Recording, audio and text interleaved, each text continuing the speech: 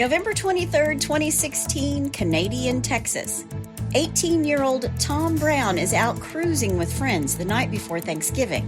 When he says goodbye to the last buddy at 11:15, he takes his car and fills it up at a nearby convenience store and still has plenty of time to make it home by his curfew, midnight. But Tom never made it home that night. When his remains are found 2 years later, the rumor mill, which was already on full tilt, cranked up another notch. Now it's been 9 years, and after radio shows, podcasts, articles, nearly every law enforcement agency you can think of, a local sheriff, and one private investigator, no arrests have been made, and everyone involved in the case has been the subject of suspicion at one time or another. But who is lying, and who is telling the truth? This is Tom Brown, A Killer Among Us, Part 1. Hey, y'all, I'm Chris Calvert. And I'm her husband, Rob Potter. Welcome to Hitch to Homicide. For better or worse. Till death do us part.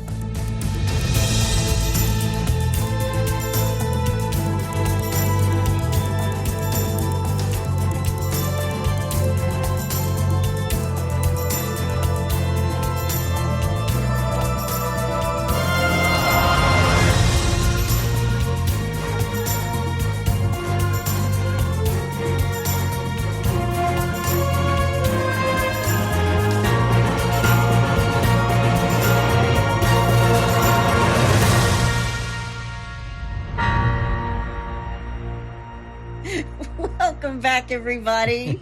Welcome. And one of my very good dear buddies from high school was in Colombia a couple weeks ago. So Tommy? Yep, Tommy was there. So bienvenido. Very nice. Sorry, I'm giggling from the get-go. I have a funny husband. I don't know what to tell you. I didn't know what I did.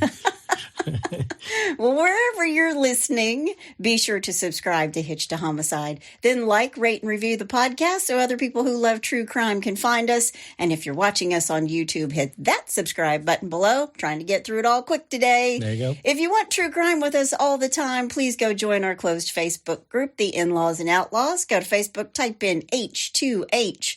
In-Laws and Outlaws, answer a couple questions, you're in. Lots of new people. Go join. We love these folks. They're fun. I like to post photos and stuff in there. They're just the best group of people you could find. Yep. Speaking of finding, you can find us on Instagram at Hitch to Homicide or on X at H2H_podcast. And we also now have a Buy Me a Coffee link if you want to send Rob some coffee. He drinks it every single episode. He's finally over his illness. We both are, even though I still have a runny nose. And he had to take steroids to get rid of his cough.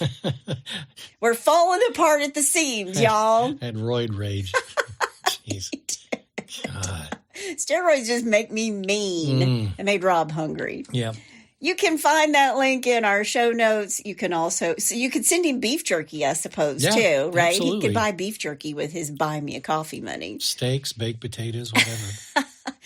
You can find that link in our show notes. Don't know if I said that or not, but I'm going to cover it again. You can also send us a text. The link to that is at the top of the show notes where it says, send Chris and Rob a text. Keep it clean, y'all. Yeah, please. They get a little crazy. Oh, Lord. All right. Well, I watched a documentary on this case a couple weeks ago and was immediately hooked. I was reading a Reddit post and someone said, this case hurts my head. Well, I'm about to hurt everybody's head for 2 weeks in a row because I had to break it up into two pieces. Okay. So you're going to be scratching your head for 2 weeks. Before I get started, let me thank some sources. The Canadian Record, ABC Channel 7, Amarillo, Texas. The Facebook group Moms for Tom. The Facebook page Klein Investigations. Texas Monthly. The Texas Tribune. Murder Under the Friday Night Lights. And, yes, I went down that rabbit hole on Reddit. Okay. Well, you ready? I am. Well, let's do it. Thomas Kelly Brown was born on September 13th, 1998 in Pampa, Texas, like Tampa, Florida, but with a P. Okay. Pampa, Texas, spelled exactly the same. His parents are Penny and Kelly Brown. He's the youngest of three boys with two older brothers, Toby and Tucker. Toby Tucker Thomas. Gotta love that. Yep. In 1998, the same year he is born, his grandfather, W.C. Kendall, commits suicide near the Lake Marvin campgrounds just east of Canadian, Texas. We're really early on in a two-parter, but I gotta say it now. That's called foreshadowing. I mean, I've barely taken 2 breaths, and I'm getting in the foreshadowing. Well, Thomas was called Tom. He went to school in Pampa at Wright Elementary until 2nd grade. Then in 2006, he started school in Canadian, Texas. His parents divorced in 2006, which makes sense. That's when he switched schools. His mother is a teacher in Canadian, Texas. okay. Now, Tom's known for being witty and funny. He was everybody's friend. I read that he could work a room. Somebody else can work a room. It's me. Yep. I'm kidding. No, it's true. But he always had everybody laughing. And he was really fortunate. He loved to play football, and he was on 2 state championship football teams. Oh, wow. During his junior year and senior year, he started in the Hemphill County 4-H, where he would advance to state in public speaking. He also served as president of his class for 2 years and was a lifelong member of the First United Methodist Church. Okay. Tom had plans to attend college after high school. He wanted to become a broadcaster, a sports broadcaster. All right. I always wanted to be Erin Andrews. I know she's younger than me. But when I was, coming up in the ranks, there were no female broadcasting people in sports. Yeah. But Chris loves sports. We're getting ready to march into March Madness. And I will be watching basketball like nobody's business, night and day. Yep. In the fall of 2006, Tom had it all. It's his senior year at Canadian High School. He's class president. He was about to play the leading role in the school play, The History of Tom Jones. He had been on this football team. He'd always played second string, but suddenly he was playing offensive line and he was a first stringer. Okay. Now, somewhere in there, maybe a couple games in, his coach pulled him and somebody else took his spot and he quit the football team. Why? Because it was his senior year. He had other stuff I think he wanted to do, and he didn't want to sit on the bench another year. Okay. Which makes sense, Sure. right? You know. He wanted to enjoy his senior year. He wanted to enjoy his senior year instead of sitting on, right? He didn't want to ride the bench. Riding the pine. Well, I think that's more basketball, isn't it? The pine bench in basketball. Or maybe that, I don't know. That probably applies to all three. Baseball, too. Yeah, it works for them all. But he's been filling out college applications. He's getting ready to star in this show. But in October, when he quit the football team, his coach had demoted him. He told his coaches that he didn't want to stand on the sideline like we just talked about. And the thing is, he wasn't particularly upset about it. He had finally made the first string and then they just took it away from him. Right. In November, he then broke up with his girlfriend. Her name is Sage Pennington. She's a girl he'd been seeing for a while, but according to his friends, he wasn't particularly upset about that either. Sage was a year older. She was a freshman in college, 2 hours away from him. And Tom said that the long-distance relationship was too hard and that the two of them were going to remain friends.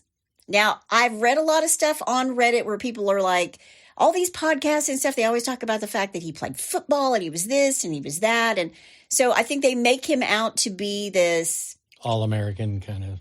And he is. Yeah. But he's not like he's not Roger Staubach. He doesn't have that, he doesn't have that football look to him. He has more of a thespian look to him, which he is because he loves his acting stuff. He loves to do the plays and things like that. So a lot of people were really surprised when they saw what he looked like, which of course I will always post pictures. Right. And I've met Roger Staubach, so. I know. He was bless his heart, God rest his soul. I don't know why I brought that up, but I've met Roger Staubach, and it was very cool. You're aging yourself. That's all right. Just say you were 12 when it happened. I was 3. On November 23rd, Tom made plans, it's the night before Thanksgiving, to cruise around the small town of Canadian, which is such an interesting name. Yeah. It's this little small town and ranch and farm area that surrounded the Canadian town. It'd be very confusing. Somebody say, so where are you from? Canadian. No. Where are you from? I'm from Canadian. No. Canadian, Texas. It's named for the river, but I'm going to talk about that in just a second. All right. But it's this really small town. It's surrounded by ranches and farmland. And it's the night before Thanksgiving, and he's going out with his buddies. And that night, he was wearing a black sweatshirt, a black Canadian Wildcats t-shirt, his high school, some faded jeans and tennis shoes. His mom gave him her debit card so he could fill up his red 2009 Dodge Durango. And he drove to the Canadian middle school parking lot where he met up with his friends, Caleb King and Michael Castletine. Okay. Now, he and his buddies drove what they called Tom's Loop. I did not grow up in a small town. Rob did. I know that just driving around is a thing. Oh, yeah. So there's just not a whole lot to do. So you just get in your car and you drive. Yeah, we'd start down by the courthouse and go up Main Street. That's scooping the loop, though, isn't it? That's staying in town. No, you go up the hill and then you go all the way to the north end of town, past Frisch's. Then you do the loop and come back down, go all the way back down south. And then, yeah, that's the loop. Well, they kind of did something like that. Yeah. They called this Tom's Loop. Okay. And they drove around, they listened to music, and then finally they stopped at Alexander's for dinner, which is like a little restaurant there in town. Okay. By 8 p.m., they're back in the middle school parking lot to meet another friend, Christian Webb, who was home from her freshman year of college for Thanksgiving. But Michael was tired and told him good night. He drives away. Tom and Caleb get into Christian's SUV and started driving around. Again. So I'm assuming now, instead of doing Tom's Loop, they're doing Christian's Loop. Okay. Then they went to what's called the Walking Bridge by the folks of CanadianTX, which is an old wagon bridge just outside of town that's part of a hike and bike trail. Now, Tom had a curfew of midnight, and around 11 or 11:15, which, by the way, this is 2016, and his curfew in a small town is midnight. I grew up in a city, and my curfew when I was a senior was 12:30, and we didn't have phones. But I am Gen X, and they just kind of threw us out there, get home. Exactly. Come home eventually. Yep. But he had a curfew of midnight, and at around 11 or 11:15, the three of them go back to the middle school parking lot, and Caleb left to go home, and Christian and Tom hung out for a little bit, and they talked. And they were making plans for Tom to come over to her house the next day, Thanksgiving Day, to play pool. And they also talked about him visiting her at Oklahoma State. Then Tom gets into his red Durango and drives away. Christian drives away and goes home. When midnight rolled around, Tom's mom, Penny, is looking at her phone and wondering, where is Tom? Because he's not somebody who's ever late. Right. And if he was about to miss his curfew, he called home to tell his mom. And again, Gen X, we didn't have that luxury. You either made it home or suffered the consequences. Exactly. So Tom is late and no call. So Penny calls Tom and she texts Tom. And then Tom's brother, who was watching a movie at home, tried to call him, Tucker. He tries to call his brother. He tries to text his brother. Tom isn't picking up the phone. He's not responding to the text messages. Radio silence. At 12:30, Penny wakes Tom's stepdad, Chris, and tells him she's going to go look for him. I mean, it is a small town. How far do you have to go, right? Right. So Penny takes off in her SUV, and Tucker, Tom's older brother, takes off in his SUV. Mom was going into town to look for him, and Tucker was going out on the rural roads. And Penny is afraid, like every mother, she's afraid he's in a ditch somewhere after an accident in the middle of the country. Yeah.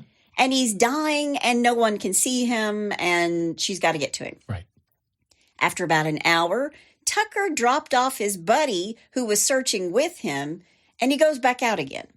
Then Penny goes home and calls Caleb King, one of the boys Tom was out with that night.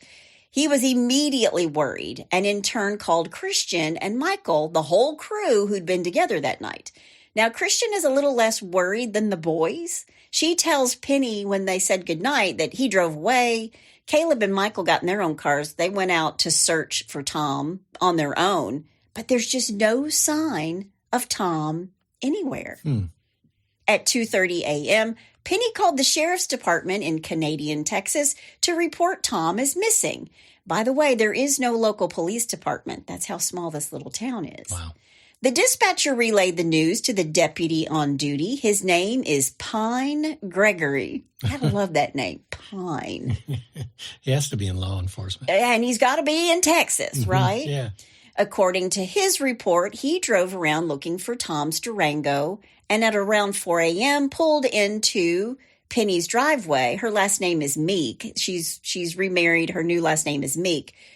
They pull into the driveway, and he tells Penny, Chris, and Tucker he couldn't find him, and that maybe he'd gone to see Sage, who was home for the weekend. Now, how close-knit is a community when the deputy knows who the kid he's looking for, what the girlfriend's name is, right? And that he may have gone to see her. Right. Yeah. So they drive to Sage's parents' house, which is about 8 miles outside of town. No Tom, no red Durango. Yeah, pretty hard to miss a red Durango. Yeah, in a very small area. Yeah. By 7:30 the next morning, Penny and Tom's stepdad, Chris, were on their way to see Nathan Lewis, the sheriff of Hemphill County, where Canadian, Texas is located. Now, Nathan isn't a bad-looking guy. He's a redhead. You know, I'm partial to those.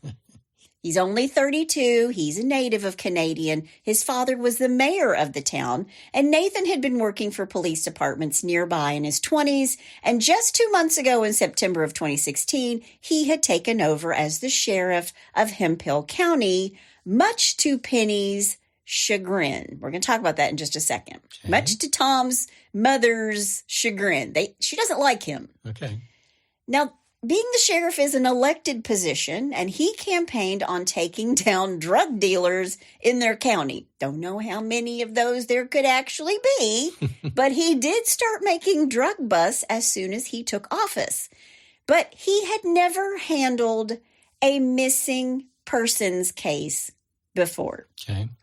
Now, I want to tell you a little bit about a run-in between Tom and Sheriff Nathan Lewis. All right. A year before, Tom had been with a bunch of his friends in a nearby town in front of a theater. It's late at night. His friend's dad is the manager at that theater. Sheriff Lewis, who's not the sheriff yet, pulls up and just basically says, y'all need to get your butts home. But then he takes Tom, like basically by the collar of his shirt, and puts him in his cruiser or his truck, whatever he's driving. Right. And he sort of berates him a little bit, sort of accuses him of trying to break into this theater. And he's like, we're not doing anything. We just know the guy's dad, who is the manager. We're just hanging out. Yeah. And so he harasses him a little bit, and then he lets him go. And his mom, Tom's mom, Penny, was so angry, she filed a complaint. Gotcha. About the now Sheriff Lewis. Which explains why she doesn't like him. Which explains why she doesn't like him. Right. And he's not too fond of her, because who likes the person in town who reports them? Right. So, once again, he's only been in office since September. It's now November. And he's never handled a missing persons cases before. So he starts flapping his gums about where Tom could be to Penny. And Penny, of course, doesn't like him because she still holds this grudge against him for accusing Tom of trying to break into the theater. Right. But according to Nathan, this is the sheriff, when Penny and Chris showed up in his office that Thanksgiving morning, he treated them with respect. But he also thought that Tom was just a high school kid who went out and partied too much and passed out somewhere and did not make it home. So meanwhile, while the sheriff, that's his theory, meanwhile, the whole of this small town had started looking for Tom on their own because they, unlike the sheriff, were worried. So much so that Christian Webb and her father, Trey, who owned a helicopter sales and service company, decided to search for Tom in one of the company's choppers. Now remember, it's Thanksgiving morning. Right. Trey Webb was an experienced pilot and got low to the ground to look for Tom's car. He started going over the county and the town of Canadian closely. And he owns a chopper company? He owns a helicopters company, in this small town. Okay. That's kind of random. It is. But he's flying really low to the ground because he's very experienced. And he sees Tom's red Durango parked under a small grove of trees across a dirt road from the sewage plant, the water treatment plant. Right. And Christian, his friend, Tom's friend, who was searching with her dad, has since said that she didn't even know the dirt road where Tom's car was parked even existed. And she was pretty sure that Tom didn't know that that road existed because they never drove over there. And they drove everywhere in this little town, right? There's nothing else to do. Right. So not long after Penny and Chris show up at the sheriff's office, Sheriff Nathan Lewis gets that call that Tom's Durango's been found, and he rushes to the scene, and he and one of his deputies walked around the car, quote, several times looking around. There was nobody in the car. Then we started circling around, kind of looking in the area to see if we could find anything, end quote. Okay. No footprints were seen. It had been particularly dry, hadn't rained in a while.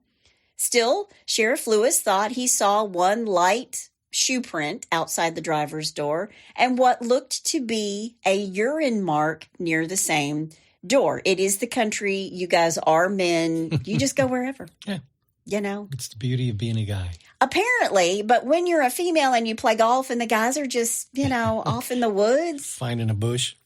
Yeah. I mean, sometimes I just don't hit the ball straight. You should be careful. There you go.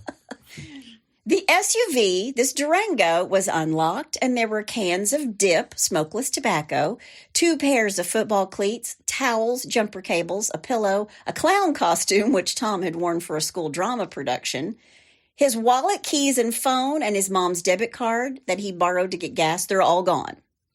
They did find Michael Castletine's debit card in between the front seats where they assumed it had just accidentally fallen the night before.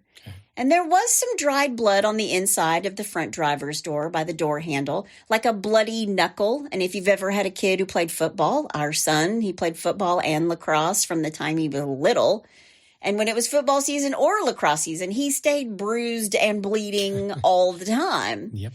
And the inside of Tom's Durango actually sounds a lot like the inside of Luke's Jeep when he was in high school. I was thinking the exact same thing. Except maybe not the clown costume. Yeah, exactly. That we know of. But the cleats and the towel and the jumper cables and Oh, man.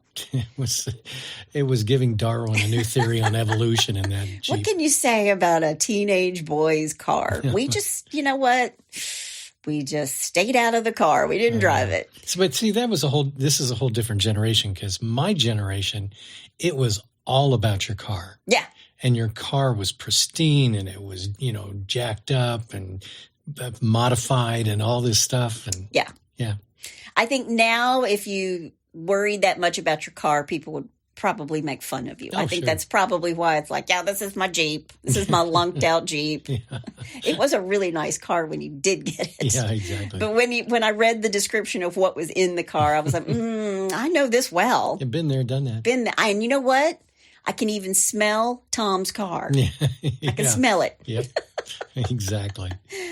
But they found this tiny little blood stain, and they realized it's a very old blood stain. It's right by where he would have opened the door with his left hand, the driver's side door. And, he probably was bruised and battered a lot.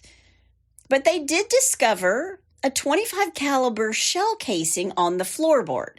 And the sheriff is confused because, according to him, there was nothing inside the car that showed that a gun had gone off. There was no blood spatter, no residue from a gun, like gunpowder. And it's at this point this little town starts to rally. People abandoned their Thanksgiving dinners, and they came out to where Tom's SUV was found and started looking on foot, on horseback, on four-wheeler. Wow. And I'll say this about small towns. I've lived in one. You grew up in one. I've lived in one. Especially in farming and ranching towns. They may know all your business. They may be all up in your business. But we're going to see a lot, and we're going to see a lot of that in this story. But when times get tough, they aren't the kind of folks that don't want to be involved. They step up and they want to help. So it didn't matter that it was Thanksgiving. Everybody's out looking for Tom. Sure. Now, the Webbs, the people who own the helicopter business, their son goes up in a second chopper while the dad is still up there looking for Tom. The game wardens showed up with a dog, a tracking dog. He finds nothing. By the way, I saw a documentary where Tom's brother says that no one would ever go to this sewage treatment plant because it smelled bad. And if you've ever been around a wastewater treatment, you know what he's talking about. It stinks. Yeah. Yep. Now, by this time, Tom's dad, Kelly Brown, has driven 40 miles from where he lives outside of Canadian, Texas, to help with the search. And when evening hit, neighbors brought over dinner to Penny and the family. And while they're bringing the pumpkin pie, Sheriff Nathan Lewis is bringing back Tom's SUV. To which I have to say, wait, what? You got in it and drove it here, home? And according to Tom's mom, Penny, she asked, why are you bringing the car back? And Nathan Lewis said, quote, well, we're done with it. We don't need it anymore. Okay. And Penny knows enough about crime. Everybody listening right now is like going, wait a minute. Yeah. He just got in it and drove it back? Yeah. Penny knows enough about crime that she asks him, you didn't process it for fingerprints? You didn't do all that stuff? And he simply tells her, quote, well, we don't need it anymore, end quote. What? Yeah. Okay. Suspicious. Totally suspicious. Then the next day, the sheriff's department went back and they got the Durango again and, quote, did everything again, end quote. Don't know what everything is. Yeah. But it's not until the local school superintendent drops by Penny's house, remember she's a teacher, and asks for Tom's school-issued laptop that they realize Tom's backpack is missing. It wasn't in the car with all that other stuff. Right. So they tried to trace the computer, but it was unsuccessful. So why would Tom park at the water treatment plant where it's stinky and his friends don't even think that he knew how to get where his car is actually parked? Right. And then take his keys, his wallet, his phone, and his heavy backpack with his books and his laptop? Where's he going with all of this, right? Yeah. A few days after Thanksgiving, Sheriff Nathan Lewis called in the bloodhounds from the state prison in Amarillo. You got to know those dogs are really good at what they do. It was giving me Shawshank vibes. Release the hounds. Yeah, the bloodhounds from the state prison in Amarillo. Yeah. So the dogs go out to the dirt road where Tom's SUV was found, and they pick up a scent. And the dogs followed it for almost a mile, but the scent disappeared at the edge of the marsh. And the dogs were like, nope, we got nothing. I mean, they hit the water and they're like, okay, that's it. That's not good. Sheriff Lewis arranged for a grid search where volunteers walked side by side, combing through the area around the treatment plant, but they find nothing. And in all honesty, Tom's family and friends didn't think they would find anything. His friends said he wasn't the outdoorsy kind. He wouldn't trudge through the woods where he was unfamiliar with an area with all his stuff and a backpack. Plus, it was freezing cold that night, and he only had on a sweatshirt. Wow. Now, in town, the CCTV captured Tom in front of a convenience store on 2nd Street in the middle of Canadian, just after midnight, heading toward his house. But then coming back down the same street a few minutes later.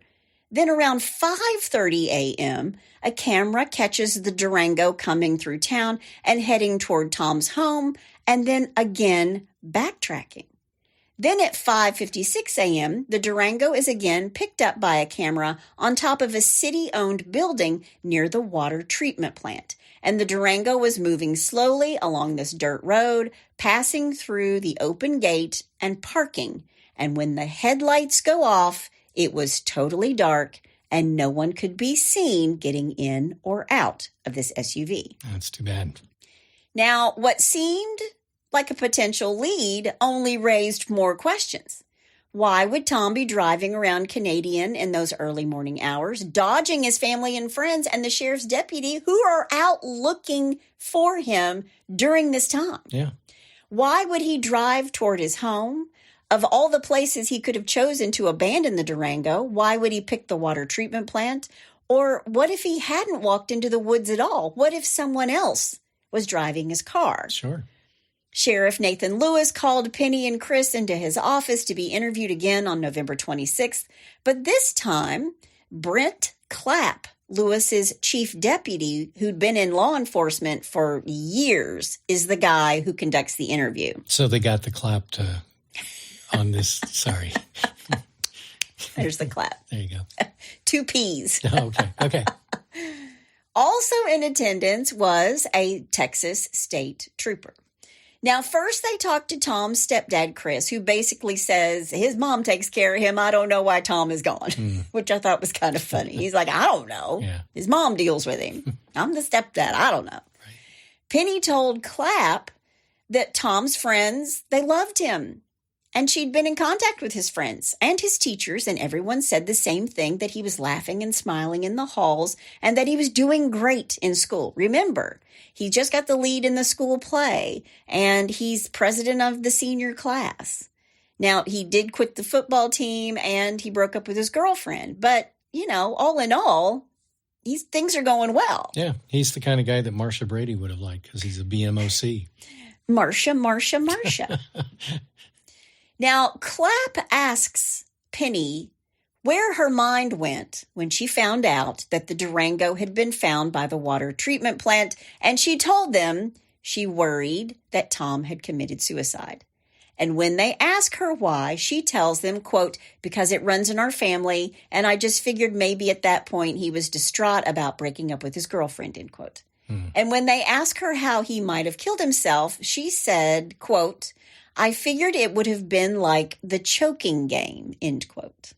Now, if you're not familiar, that's why he's going, huh? What? If you're not familiar with the choking game or the blackout game, this is where mostly teenage boys have someone intentionally strangle them, or you strangle yourself, and this lack of oxygen leads to a feeling of euphoria. You get a high from it because you have this brief loss of consciousness. You go right to the brink of passing out. Wow. And it gives you a high. Wow. And this has actually caused a lot of accidental deaths. And Penny quickly moves on from saying this, that she didn't think it was the choking game and that she didn't know much about it. But what she did know was that Tom hated guns. And she had already checked all the guns in the house, and they were accounted for. She'd checked all the medication in the house. It was all accounted for. So suddenly she's backtracking on this idea that maybe he committed suicide. Okay. And when Clapp presses Penny again on the suicide theory, she tells him, quote, I was thinking he's a senior. He doesn't really know where he wants to go to college, and he's broken up with his girlfriend. I mean, the kid had a lot on his plate. And so was suicide completely out of the realm of possibility? No, not really. I don't think it's out of the realm of any of our high school kids to commit suicide at all, end quote. Okay. But at the same time, Penny tells him that she didn't think that Tom was depressed and that he didn't commit suicide at all. And my heart goes out to Penny because she's worried about her missing son, and she's got her father in the back of her head who did commit suicide. Right. Now, then she tells them that maybe he had gone off to pursue being a professional wrestler. This is coming from Penny? This is coming from the mom. And here's why. He loved wrestling, like WWE. Is that what it is? WWE. Okay. He loved professional wrestling. And because he was a football player and athletic, he's tackling people and doing that sort of thing. And he was a thespian. He was quite the actor. He kind of thought that he would be a good professional wrestler.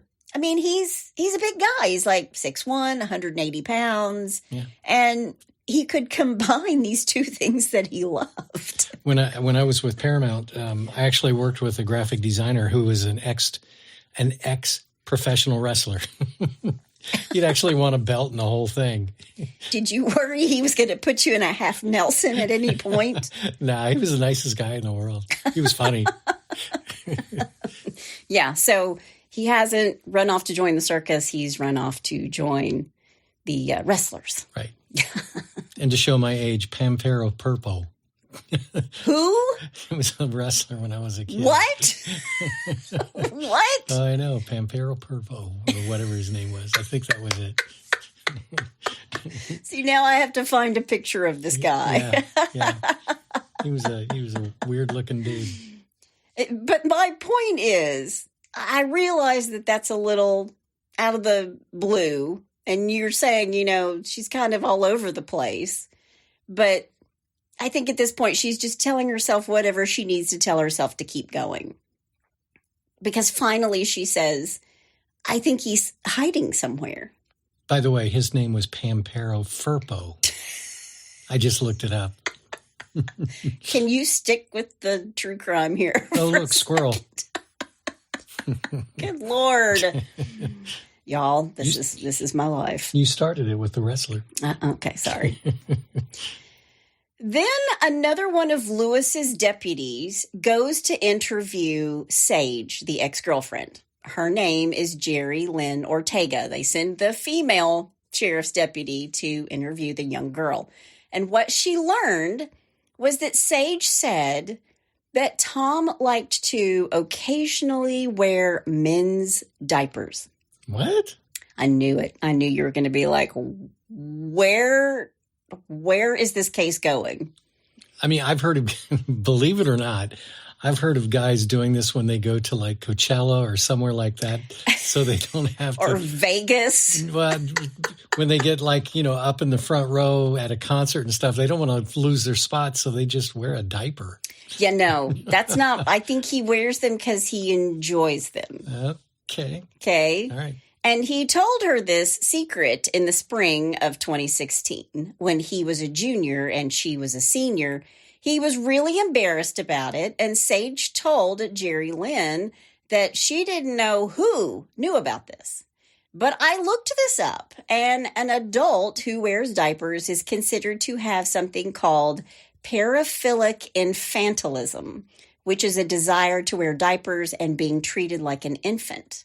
If you wear diapers and don't want to be treated like a child or an infant, then you may simply have a fetish, much like a shoe fetish or other fetish types. And because you have a fetish, it doesn't mean that you are homosexual. It does, however, sometimes link back to abuse, like the wearing the diapers. Okay. It'll sometimes, according to psychiatrists, psychology, I sort of looked all this up, it kind of links back to wanting to go back to a more stress-free time of being a child. So I threw in the homosexual part because when this comes out, that's the first thing people think. Gotcha. Is that Tom is gay. I mean, if you want to go back to your childhood, just build a treehouse. Treehouses are cool. I'd like to have an adult treehouse. Yeah. I'd go up there, and if I had Wi-Fi, I'd never come down. Here, let me think about it. Adult treehouse, adult diapers. I'm going to take the treehouse. Go for the treehouse. Yeah. So Penny gets called down to Nathan Lewis's office again after this interview with Sage. And this time, it all started off as routine, like this is an update on the case, until he asked her if she knew that Tom wore men's diapers. And she told him, I have no idea what you're talking about. Where did you get that information? And after this, Penny went home and told her friends and family that if brains were dynamite, Sheriff Nathan Lewis wouldn't have enough to blow his nose. She's really angry about this. She thinks he's an idiot. You called me in to tell me this. We're looking for my son. We're worried about him. And you're telling me that he wore diapers? Yeah. Even if he did, what does that have to do with him being gone? Sure. So she thought he was trying to trash Tom's reputation as this all-American sweet kid who was nice to everybody. So Penny decides she's going to hire somebody who did know how to find a missing person. Enter private investigator Philip Klein. Okay. Philip Klein, who lives near Houston, is known for his ability to solve missing person cases. He'd investigated more than 1,800 cases in the last 25 years and had an 80% success rate. And Penny's like, how much? Yeah. How much? Philip had been on shows like Dateline, where, according to Keith Morrison, quote, if you ask him, or even if you don't, he'll tell you that he's one of the best there is at finding people who don't want to be found, end quote. Wow. In the Texas Monthly article by Skip Hollinsworth, he calls Phil Klein, quote, cocksure with a penchant for drama, end quote. What's his point? Jeez. He's cocksure. I love that. Yeah. But Penny wires him money, and Philip Klein packed up his panties and headed for Canadian, Texas. And first he meets with the family. Then Philip went to meet with Sheriff Nathan Lewis, but these two don't hit it off. Philip thought Nathan was arrogant and didn't like that he wore golf shirts and a pullover sweater with a cowboy hat and a closely shaven beard. He called him, quote, very arrogant and GQ-ish, end quote. Okay. As for Nathan, he thought Philip Klein was a showboat and very full of himself. According to Nathan, quote, all we talked about was how good he was, end quote. So basically we got two huge egos battling it out. Huge egos. Yeah. Huge egos. But they did talk about more than that. Philip Klein believed Nathan already made up his mind about what happened to Tom. He told Philip that he thought Tom was gay, had a fetish of wearing adult diapers and peeing in them, and that Tom had run away from his life in Canadian, Texas. Now, later, Nathan Lewis is going to deny that this conversation ever happened. According to him, he allowed Philip Klein to study the case files and that Philip took some notes and then he left. Then Philip Klein went around and interviewed all of Tom's friends and family. He asked Tom's friends if he smoked weed, if he ever used meth, was he extremely attracted to girls, and he asked them all about the last time they saw Tom. Caleb King told him, quote, he was talkative. There was no sign of him being upset at all, end quote. When Philip speaks with Sage, he asks her, did you think it was weird that he liked to wear diapers? And she said, yeah, but she didn't tell him she not thought. At all. Jeez, what a stupid question is that? Yeah, you're asking a 19-year-old. Do you think it's weird that your ex-boyfriend wore diapers? That's what I'll remember out of this entire episode. Well, remember I said your head was going to hurt. So it's going to start thumping soon. Your head's going to start thumping soon. As long as I don't get diaper rash. But she says, yeah, I thought it was weird, but she didn't tell him that she thought it was weird or inappropriate because it bothered him, and, quote, he thought he was a freak because of it, end quote. She's being very kind to him. Sure. And according to Sage, he already felt bad about it. There was no reason for her to try to make him feel worse about it. Right. Then Philip discovers that Tom had also told Christian Webb about the diaper thing. He told her that he really liked it, and it gave him pleasure. Now, Penny, his mom, Tom's mom, did finally acknowledge that Tom had worn diapers in the 5th or 6th grade that he had taken from his toddler cousins, but she said that was it, and there was never anything else about it. But Sage encouraged him to speak to someone about the diaper wearing thing. But Tom is the one who broke up with Sage. They see each other on November 22nd at a Canadian high school basketball game, but don't speak. He texts her saying he felt like a loser and that he was sad. She texted him back saying, you're not a loser, you're not sad. And again, the following night, the night he disappears, she texts him again, and he never replies. Now, Philip Klein, the private investigator, asked all of his friends if they thought or if he'd ever talked about suicide with them. And they all said no more than like anybody else, like I'm going to kill myself if I don't get an A on this test or, that kind of thing. Sure. And Klein told the kids that he, too, didn't think that Tom had committed suicide. Right. He floated the idea that Tom had been on the dark web in a sexual fantasy room or something like that and had agreed to meet up with somebody nefarious. But he said bye to his friends at 11:15, knowing he had to be home in 45 minutes. Or Klein said to Tom's friends that maybe he was meeting someone he knew, and for some reason that person had murdered Tom, driven the Durango to an unknown area to dump his body, then parked the car at the water treatment plant. Well, I do have to interrupt for a second, because when they had the hound dogs out there, you said that they stopped at the edge of the marsh. Yes. I'm like, okay, well, why didn't they investigate around the marsh? Good question. Yeah. Good question. All right. And, how can this private eye, how can Philip float this idea that he's going to go meet this guy? He stops, he stops hanging out with his friends at 11:15. Yeah. So he's not going to have time to go meet somebody for some nefarious reason and get home by midnight. Right. Yeah. The gossip mill at this point is running like crazy. Philip Klein thought Tom had met with foul play. He said he was putting together a whole team of investigators to crack the case, and he brought in another private investigator, Jane Holmes, just like Sherlock Holmes, who was from Atlanta, and she had a thick southern drawl from Georgia. Georgia. Not to be outdone, Nathan Lewis and his chief deputy, Brent Clapp, they called the FBI and the Texas Rangers to come to Canadian Texas to sift through the evidence, who also start questioning Tom's friends. So Tom's friends are getting questioned by everybody. Yeah.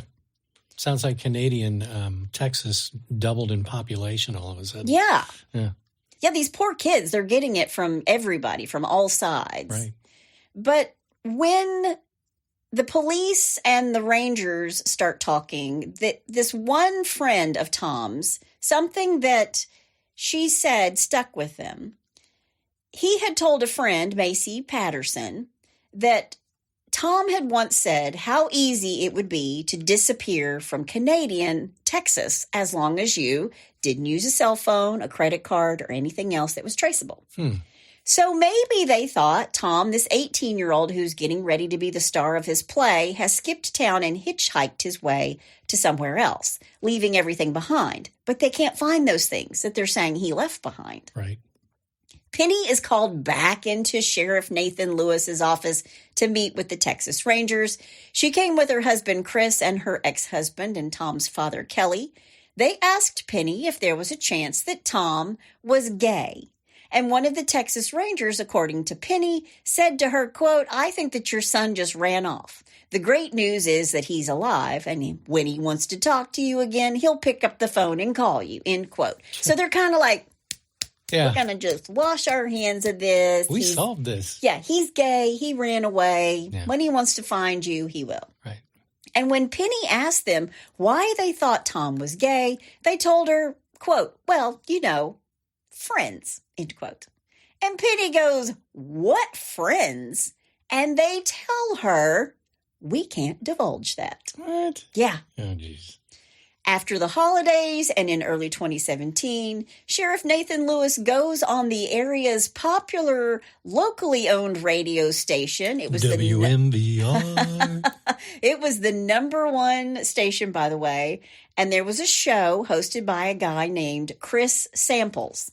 He's the host of this talk radio show. Okay. And Tom's disappearance was well known far and wide, and Chris Samples had been following the case closely. So Nathan goes on this show, and when Chris Samples asks him if there was still a chance that Tom could or would be found, Sheriff Nathan Lewis said, quote, "It's absolutely possible. Looking over everything that we have found through the young man's home, through his vehicle, and talking to friends and close confidants has led us to believe that Mr. Brown left on his own. The young man did leave voluntarily, and somebody did help him out. Somebody does know where Mr. Brown is, absolutely. But we have not found anything at this point giving us direction on who he left with," end quote. To which I say, what the hell? I know.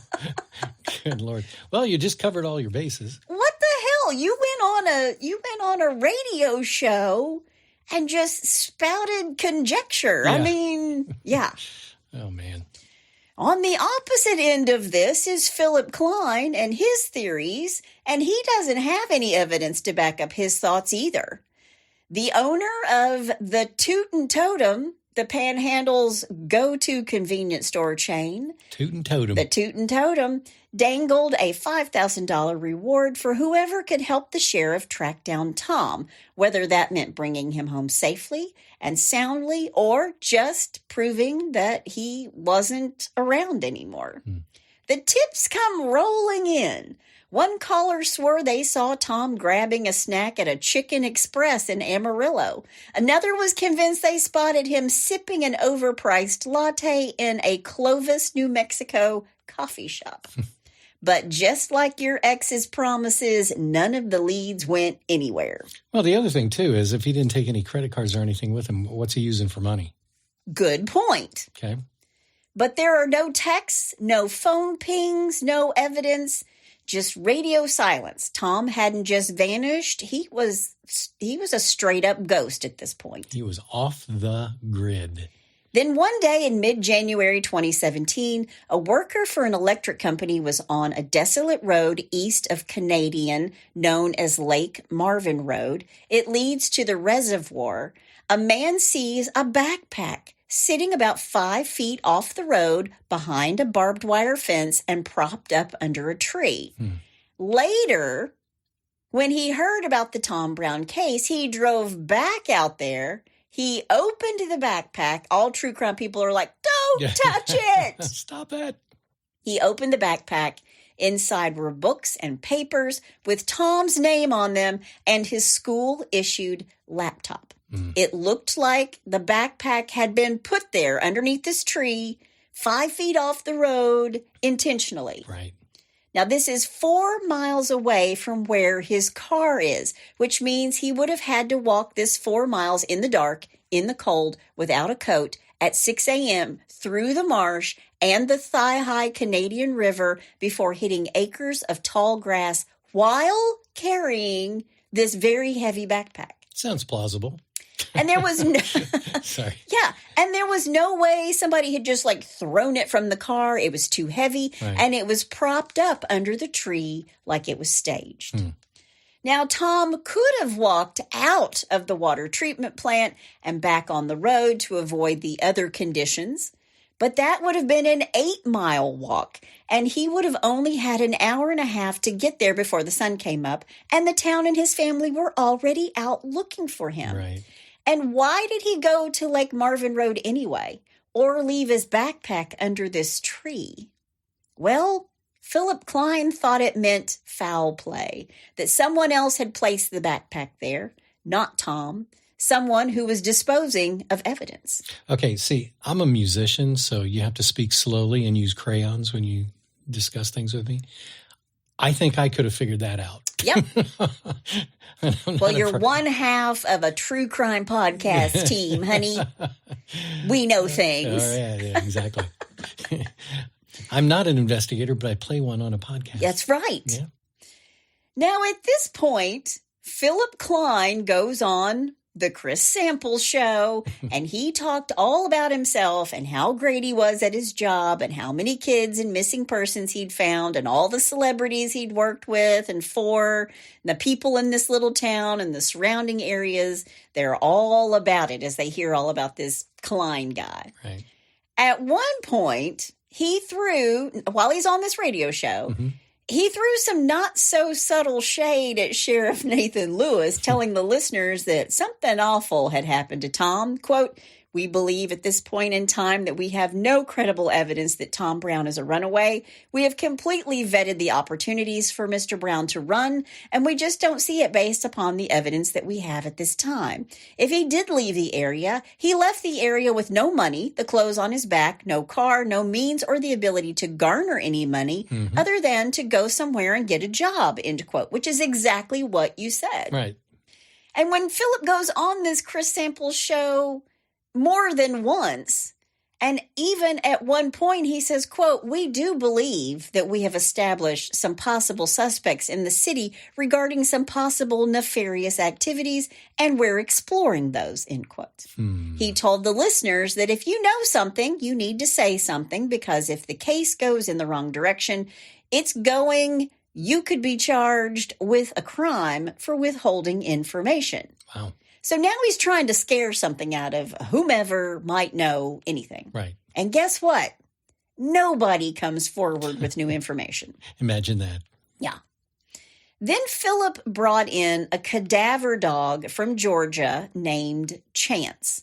And the townspeople are watching this unfold with bated breath as this dog went up and down the streets of Canadian Texas, sniffing around the parking lot and the bleachers at the high school stadium, the area where the backpack was found. And then Chance was taken to Tom's Durango, which was parked in Penny's driveway. And when Chance got to the car with the doors open, he sat, which meant he had hit a cadaver scent. Wow. Now, even though Chance got a hit, there was still no evidence that he had died or he had died in this car. There's no blood. There's nothing like that they can see with the naked eye. Right. And new rumors now started that Philip Klein was now investigating more of Tom's friends. And there were people in town who thought that Michael Castletine, whose debit card was found in the car, had something to do with Tom's disappearance. So what's happening is, as nothing is happening, as they're not getting any new leads, they're starting to look at these kids a little bit harder. And they've already just browbeat these kids. And they're going back to do it again, right? Mm-hmm. And the people in town are like, well, must be Michael. Yeah. Well, Michael smoked pot. And he sometimes sold weed to other students, something that he confessed to Sheriff Lewis when he was first interviewed back when Tom went missing in November. Michael said that Tom didn't like drugs. He hated them, in fact. And remember, Michael left after they had dinner. He went home at like 8 o'clock, and Michael's mom backs him up on this. Right. Then the folks in town pointed the finger at Chris Jones, a kid who was on the football team who was living in Canadian with a family friend until this friend moved away. Then Chris moved in with the football coach. He was a really good football player, and the coach didn't want to lose him. He went to bed around 10 p.m. the night before Thanksgiving at the coach's home. But Chris was arrested a month after Tom disappeared for fighting and fracturing another kid's orbital socket. Jeez. But no one had anything more than that, and Chris liked Tom. They were teammates on the football team. Okay. It seemed everybody had a theory, and the people in this little town loved to discuss those theories. Anonymous donors added to the Tootin' Totem $5,000 reward, taking it to $40,000. Wow. Then the rumors really got bad. There were anonymous letters showing up at the sheriff's office, theories about meth dealers and money launderers that Tom had discovered, and they killed him to keep him quiet. There were still Tom Brown sightings in Kansas and Arizona. Nothing is panning out. Meanwhile, Sheriff Nathan Lewis is ready to throw some shade back at Philip Klein, so he goes on the radio show. I can't even tell you how many times these people go on this radio show. Good Lord. He goes on the radio show saying that there was absolutely no evidence that someone at Tom's high school had direct knowledge of what happened. Quote, "We don't have any evidence laying out in front of us saying that an assault or a homicide occurred," end quote. He also said that there was no evidence that supported Klein's theory that someone other than Tom was driving his car at any time during the night of Thanksgiving Eve, that the driver had walked back into town after parking the car at the water treatment plant, or that the backpack was planted by Tom's killer. But while Nathan is saying all of this on the radio, he fails to mention that the Texas Rangers and the FBI actually thought they had a suspect. Not someone who hurt Tom, but helped him to disappear. She was one of the last people to see Tom on the night he went missing. It was Christian Webb. Oh, wow. Next week, the feds start trailing everybody. More wild allegations and rumors are thrown around. Everyone's going on the radio show. But where is Tom Brown? And for now, that's all I have to say about that.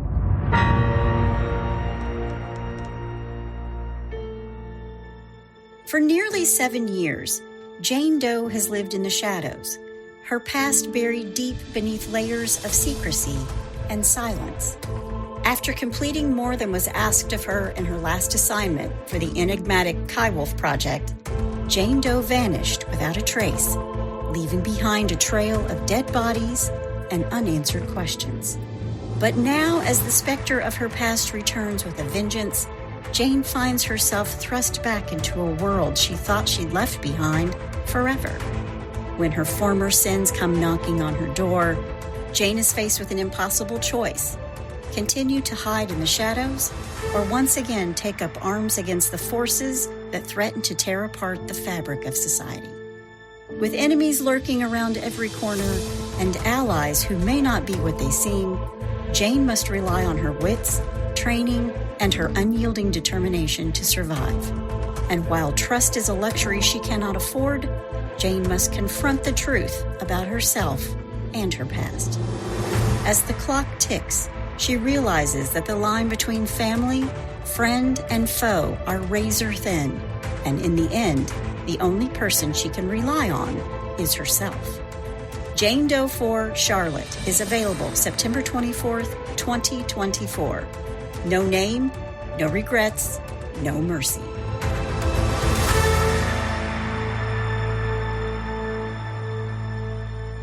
You know, there's a couple things about this, and it revolves around the truck. If he indeed, met with a demise, Sure. that placing that truck out there by the waste management or whatever that was. Wastewater treatment? Yeah, the wastewater treatment. That's a perfect place because nobody ever goes out there. They don't see it.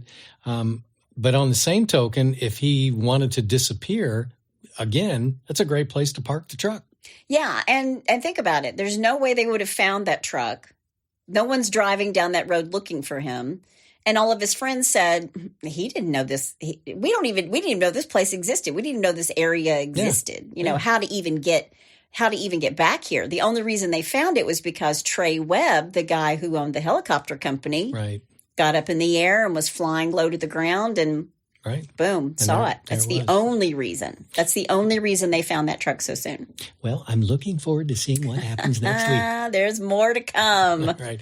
Well, in the meantime, let's do a little Bless Your Heart. Well, bless your heart. All right, number one, that'll teach them. Okay. A woman in New Mexico robbed a Subway where she worked. Like the sandwich shop Subway? You got it. Oh, okay. She wore a mask, but one of her coworkers recognized her voice. Oh, my gosh. And when the cops caught her, she said she did it to teach her coworkers a lesson. Oh, my gosh. She was arrested for robbery. She's like, it was a test. Exactly. I wasn't robbing anybody. It was just a test, and they failed. They failed miserably. Yeah. All right, number two, they'll never notice. Okay. A 30-year-old man has admitted to robbing a bank in Missouri earlier this year. Okay. Okay, we've had this kind of case before, but just wait. Okay, here we go. He did it by handing a teller a note written with a pink highlighter. That's kind of hard to read, but well, okay. The paper he used was actually on the back of his birth certificate. Again? Another guy with a birth certificate? But wait, this is where it gets better. He was also wearing an ankle monitor from a previous court issue, so it was very easy to prove he was there. Seriously? No, wait, it gets even better. No. He gets busted and, but the total amount taken in the heist was $754. Oh.